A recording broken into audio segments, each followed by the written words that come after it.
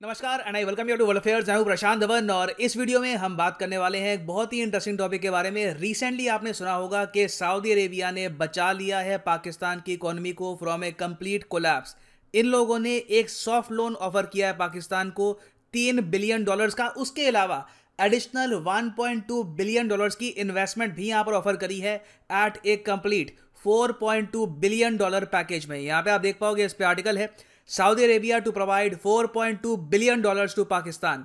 और इस पर ट्वीट भी करी है फवाद चौधरी ने। और यहाँ पर जो पाकिस्तान के पीएम हैं इन्होंने भी यहाँ पर कहा है, I want to thank Prince Mohammed bin Salman for supporting Pakistan with $3 billion as deposit. Deposit नहीं है, ये लोन है, इसका इंटरेस्ट भी होगा। इंटरेस्ट कितना होगा वो मैं आपको बताऊंगा। In Pakistan central bank and financing refined petroleum product with $1.2 billion. Now discuss करते हैं कि क्या पाकिस्तान को जेन्युइनली इस स्टेप से कुछ रिस्पाइट मिलेगा और क्या इसका ओवरऑल इंपैक्ट होने वाला है पाकिस्तान की इकोनॉमी पर और इवेंचुअली रीजन पर। मगर आगे बढ़ने से पहले आपसे एक क्वेश्चन पूछूंगा। हाल ही में अल मोहिद अल हिंद मिलिट्री एक्सरसाइज करी गई थी भारत और सऊदी अरेबिया के बीच में। आपको यह बताना है कि किस ब्रांच पर फोकस था, यहाँ पर नेवी पर, एयरफोर्स पे, आर्मी पर या फिर स्पेशल फोर्सेस पर। कमेंट सेक्शन में करो आंसर। सही आंसर मैं आपको दूंगा वीडियो के एंड में। नाउ फर्स्ट ऑफ ऑल आप यहाँ पर पूछोगे, अच्छा वेट, अभी बिल्कुल काफ़ी लंबे समय से हम सुन रहे थे पाकिस्तान इकोनॉमिक क्रंच में है, बहुत मुश्किल में है। अचानक से इनके पीएम जाते हैं सऊदी अरेबिया में सिर्फ यही बातचीत करने के लिए कि मुझे उधार दे दो और उधार मिल जाता है। वेल नहीं, यहाँ पे जो हुआ है काफ़ी इंटरेस्टिंग है।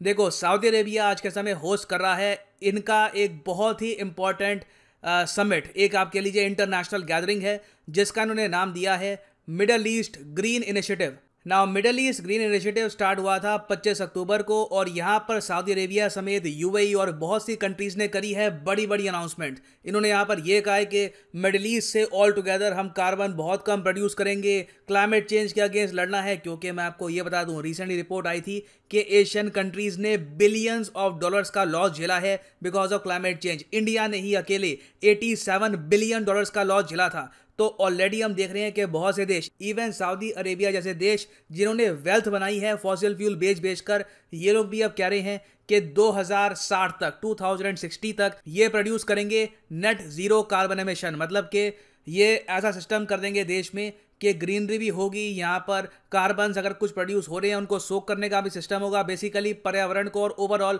ग्लोबल एवरेज टेम्परेचर के इजाफे में सऊदी अरेबिया का बिल्कुल 0.00% कॉन्ट्रीब्यूशन होने वाला है। ये इन्होंने किया है वादा। ना सिर्फ सऊदी अरेबिया ने, by the way United Arab Emirates ने भी ये प्लेज ली है, ये वादा किया है। अब ये जो समिट है इसमें सऊदी अरेबिया ने बुलाया इमरान खान को। अब यहाँ पे आप कहोगे अच्छा पाकिस्तान को बुलाया मगर इंडिया को नहीं बुलाया, तो इसका आंसर है नहीं, इंडिया को भी इन्वाइट किया था। सऊदी अरेबिया की सरकार ने एक रॉयल इनविटेशन भेजा था पीएम मोदी को, मगर टाइम नहीं होगा मोस्ट प्रॉब्ली, क्योंकि अभी इनको इन द फ्यूचर बहुत से समिट्स अटेंड करने हैं। G20 का समिट अटेंड करना है, फिर COP26 होगा ग्लासगो में, वो भी अटेंड करना है। तो ये वाली मीटिंग इंडिया ने अटेंड करी नहीं। इसका ये मतलब नहीं है रिलेशन वगैरह खराब है, वैसी हर मीटिंग अटेंड करते नहीं है। मगर इंडिया को रिप्रेजेंट यहाँ पर किया गया था। हमारे जो मिनिस्टर ऑफ एनवायरनमेंट है ये यहाँ पर पहुंचे और यहाँ पर आप देख पाओगे भूपेंद्र यादव जी ने यहाँ पर स्पीच दिया on behalf of PM Modi. अब ये समिट जो था, यहाँ पे बातचीत हो रही थी पर्यावरण को लेकर, क्लाइमेट चेंज को लेकर। पाकिस्तान के पीएम भी यहाँ पर पहुँच गए। अब इन्होंने बोला कि भाई कुछ हेल्प कर दो, फाइनेंस वगैरह में आप थोड़ी बहुत हेल्प कर दोगे तो कंट्री थोड़ी बहुत बैलेंस रहेगी, बची रहेगी। तो सऊदी अरेबिया के साथ इनकी कोई नेगोशिएशन हुई। यहाँ पर अजीब सा माहौल था। वैसे बात क्लाइमेट चेंज की चल रही है, यहाँ पे पाकिस्तान ने अपनी जो इकोनॉमिक कंडीशन है वो डिस्कस करनी स्टार्ट कर दी सऊदी अरेबिया के साथ। और सऊदी अरेबिया ने जल्दी से यहाँ पर कहा कि ठीक है, हम वैसे billions and billions of dollars वैसे ही खर्च ही रहे हैं इस समिट में, आपके लिए भी हम यहाँ पे अनाउंस कर देते हैं एक बहुत ही बड़ा पैकेज, $4.2 बिलियन का पैकेज, जिसमें से $3 बिलियन तो हो गए आपके लिए लोन।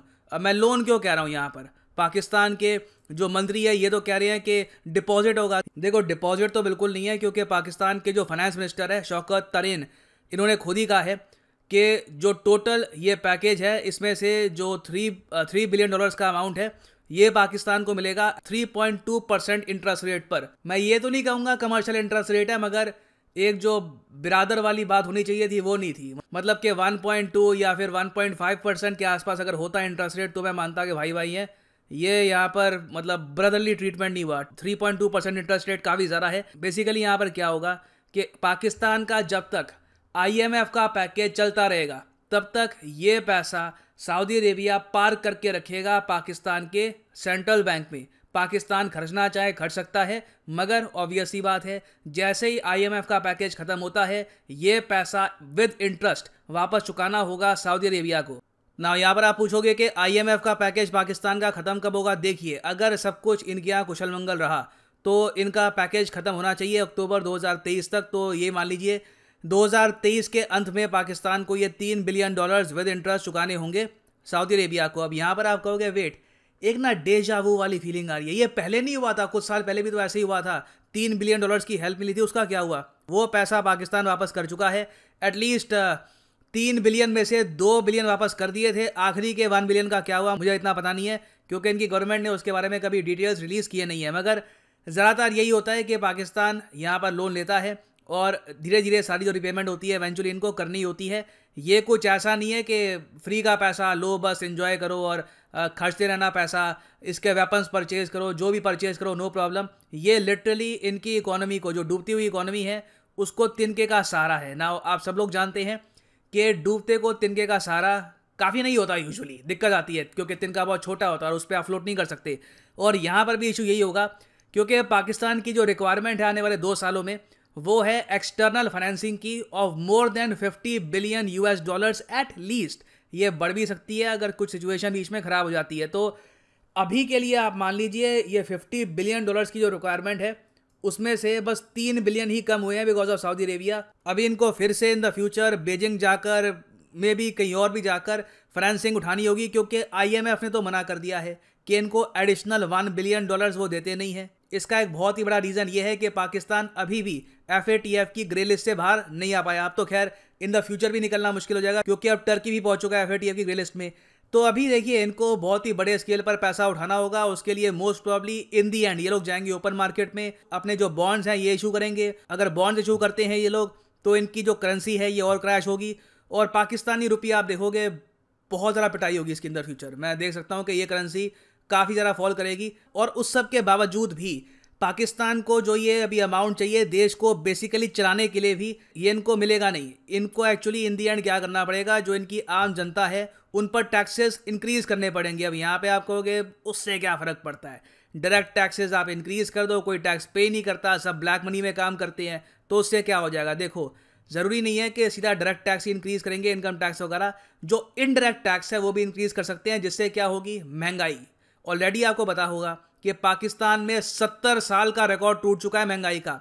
इसका एक बहुत ही बड़ा रीज़न है टैक्स। आईएमएफ कोई लाला नहीं है जो पाकिस्तान पर बैठ गया है कि हम आपसे पैसे कमाएंगे। आईएमएफ एक डॉक्टर है, वो फिस्कल जो मिसमैनेजमेंट हो रखी है पाकिस्तान में उसको ठीक करना चाहता है। उसका एक बहुत ही मैं कहूँगा कड़वा इलाज यहाँ पर यह है कि पाकिस्तान अपने लोगों पर ज़बरदस्ती टैक्स लगाए, सब चीज़ महंगी होगी। चीनी जो भी कमोडिटीज़ होती है, जो भी कुछ भी लोग परचेज करेंगे ना, सरकार उस पर एडिशनल सरचार्ज टैक्स इधर उधर का टैक्स लगाती रहेगी और चीज़ें महंगी होती रहेगी। इन दी एंड पाकिस्तान का जो आम आदमी है, lower middle class, lower class, उनको यहाँ पे काफ़ी नुकसान होगा। एक इसका रीज़न देखिए ये भी है, पाकिस्तान की यहाँ पर ज़िद है कि इंडिया के साथ ट्रेड नहीं करना। जो चीज़ें इंडिया से चीपली अवेलेबल है, चीनी हो गई और वेरियस और यहाँ पे आइटम्स होती हैं जो परचेज करते थे इंडिया से, ये कॉटन फॉर एग्जांपल, ये सब आज के समय दूर दराज के देशों से परचेज कर रहे हैं, उससे इनको मिलियंस ऑफ डॉलर्स और पे करने हैं। तो देखिए एक बार को पाकिस्तान में आज के समय जिस आदमी के पास रोटी वगैरह पड़ी है, जो अपर मिडिल क्लास को बिलोंग करता है, जिसके पास इंटरनेट एंड मोबाइल फोन है, वो तो कह सकता है कि कोई दिक्कत नहीं है, राइवलरी है इंडिया के साथ, एक बार को नुकसान झेल लेंगे मगर कश्मीर हाथ से जाना नहीं चाहिए। मगर जो गरीब आदमी है पाकिस्तान का, जिसपे असल में गाज गिरेगी, जो रात को भूखा सोएगा, उसके लिए काफ़ी प्रॉब्लम आने वाली है। और घूम फिर के देखिए, टू बी ऑनेस्ट मैं भी आदमी हूँ, बुरा गरीबों के लिए लगता है, चाहे इंडिया में हो पाकिस्तान में हो, जियो पॉलिटिक्स की वजह से इन दी एंड सफ़र वही लोग करते हैं। और फाइनली देखिए मैं यहाँ पर यह भी ऐड करूँगा कि पाकिस्तान के सामने एक बहुत बड़ी चुनौती ये भी होगी कि करप्शन एंड करें। अभी भी आप अगर देखो पेंडोरा पेपर लीक में ये बात साफ हो चुकी है कि चाहे पाकिस्तान का प्राइम मिनिस्टर अभी के लिए तो लग रहा है कि इतना करप्ट ना हो, कुछ प्रूव नहीं हुआ, मगर आसपास सब करप्ट है, तो कुछ बेसिकली कुछ चेंज हुआ नहीं है इनके यहाँ। अगर कोई आप सोचें कि सरकार बदल गई है तो करप्शन कम हो गया है, करप्शन जितना था उतना ये शायद बढ़ भी गया हो ओवरऑल टॉप लेवल पर। अगर एक आदमी नहीं खा रहा, हमारे यहाँ इंडिया में हमने देखा था कॉमनवेल्थ गेम्स का जो स्कैम हुआ था, उसके बाद कोल का जो स्कैम हुआ था, ज़रूरी नहीं है कि जो प्राइम मिनिस्टर है अगर वो बिल्कुल ऑनेस्ट आदमी है तो और जगह करप्शन नहीं होगा, और जगह करप्शन हो सकता है और पाकिस्तान में हो भी रहा है। और इनको जो ये करप्शन है ये रोकना होगा, नहीं तो ये इनको बहुत ही ज़्यादा प्रॉब्लम आएगी। क्योंकि अभी के लिए पाकिस्तान को नीड ये है कि जो ये तकलीफ अपने आम लोगों को दे रहे हैं उसका कुछ रिजल्ट भी निकले। अगर कुछ इन दी एंड रिजल्ट भी नहीं निकलता, जो पूरा इनका ये पैकेज चल रहा है ये बीच में फेल भी हो जाता है, तो कुछ फायदा नहीं है। आपने बेसिकली खुद को तकलीफ भी दी और कंट्री आगे भी नहीं बढ़ी। सो वापस आते हैं अपने क्वेश्चन पे जो मैंने आपसे पूछा था कि अल मुहिद अल हिंद मिलिट्री एक्सरसाइज किस पर फोकस करती है। तो सही उत्तर यहाँ पे है ऑप्शन ए, नेवी पर। यहाँ पर आप देख पाओगे इंडियन नेवी की जो वेबसाइट है उसका कटआउट है। मेडन मतलब कि पहली बार अल मुहिद अल हिंद एक्सरसाइज हुई है इन 2021। तो काफी हद तक न्यूज में भी है, यू शुड रिमेंबर दिस। और फाइनली यहाँ पर मैं ये भी ऐड कर दूं कि अभी एक बहुत ही इंपॉर्टेंट ऑफर चल रहा है अकेडमी का ऑन द यूपीएससी कोर्सेज। सीधा जाओ कमेंट सेक्शन में, यहाँ पे आपको मिलेगा लिंक। इस लिंक पे आप कर सकते हैं क्लिक और यहाँ पे आप परचेज कर पाएंगे ये यूनिक कॉम्बो पैकेज, जिसके अंदर आप यूपीएससी प्रीलिम्स, मेंस और ऑप्शनल तीनों की ही तैयारी कर सकते हैं इन अ सिंगल परचेज। जो ऑप्शनल की चॉइस है यहाँ पे ऑफ कोर्स आप चूज कर सकते हैं अपना subject, history, geography, political science, which ever you choose. मगर जो यहाँ पर प्राइसेस लिखे हैं ये पे करने की आवश्यकता नहीं है आपको। सीधा यहाँ पे कोड यूज़ करो PD10 and the prices will fall even more. अगर आपके पास टाइम है, एक कॉलेज स्टूडेंट हो, 2 साल हैं आपके पास तैयारी करने के, तो आप 24 और 36 महीने का जो कोर्स है ये भी कर सकते हैं परचेज। और आप अगर 31 अक्टूबर से पहले अपनी परचेज करते हैं तो आपको मिलेगी books by Unacademy deliver to your address. उसके अलावा आपको फ्री टेस्ट सीरीज भी मिलेगी by Unacademy that will help you in your preparation. So use the code PD10 and save money. So इसी नोट के साथ ये है वीडियो का अंत। Thank you for listening and as always God bless you all.